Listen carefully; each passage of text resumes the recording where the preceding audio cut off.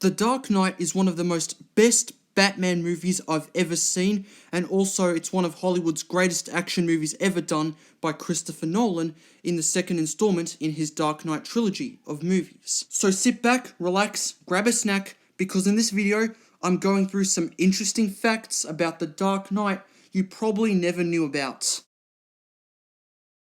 When filming the chase scene in the tunnel with the Joker and the SWAT vans, one of only 4 IMAX cameras in the world at the time was destroyed. Who even knows what could have happened? Maybe the impact from the filming was too strong. When another chase scene was being filmed on Lake Street, the Chicago Police Department had received several calls from concerned citizens looking by, stating that the police were involved in a vehicle pursuit with a dark vehicle of unknown make or model.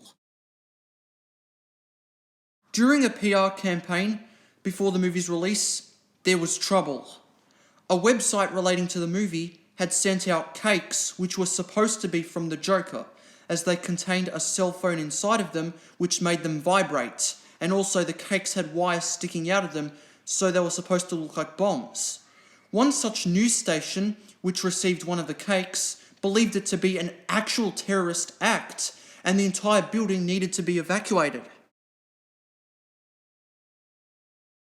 Bruce Wayne in the movie drives a Lamborghini called Murcielago, which is actually Spanish for the word bat. What a clever Easter egg Nolan put in there. Very clever indeed. The bus crashing backwards into the bank in the opening scene was much harder to pull off than was anticipated.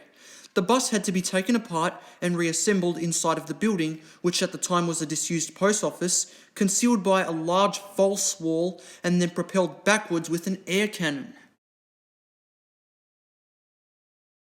During the interrogation scene, neither Batman nor Joker refer to one another by name. In the movie, Bruce asks Lucius Fox for a new Batman suit with a headpiece that is easier to look around in. This is a comical reference to older Batman movies in which the actors playing the character wore a suit that had a solid headpiece covering their head, neck and shoulders. This also made it impossible for the actors to turn their heads and instead had to keep their entire torso to look at their targets. According to the British Board of Film Classification, or BBFC, this film received the most complaints of the decade from British viewers. It was the subject of 42% of all letters received by the BBFC in 2008. The IMAX cameras used in filming proved to be problematic for the crew. Dialogue that was recorded on film was very noisy, so it had to be replaced during post-production. Also, the cameras were so heavy that special mounts were created to support the weight.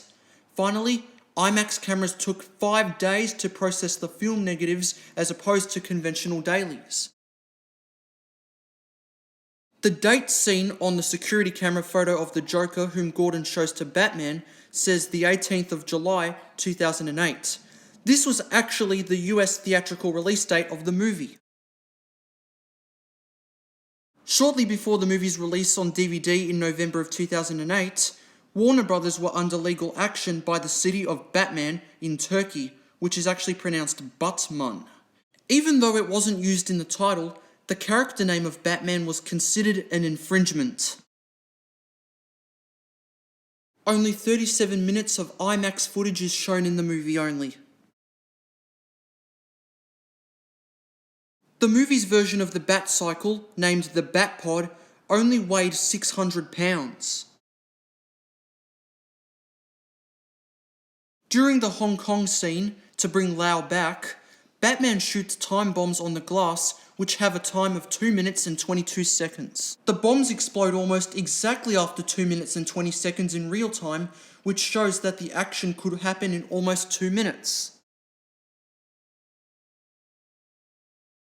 Early in the movie, a witness on stand pulls a gun out on Harvey Dent during the trial and tries to shoot him. This is a reference to Two-Face's original origin in the comics, where crime boss Sal Maroni is on stand and he throws sulfuric acid on Dent's face, resulting in his scarring.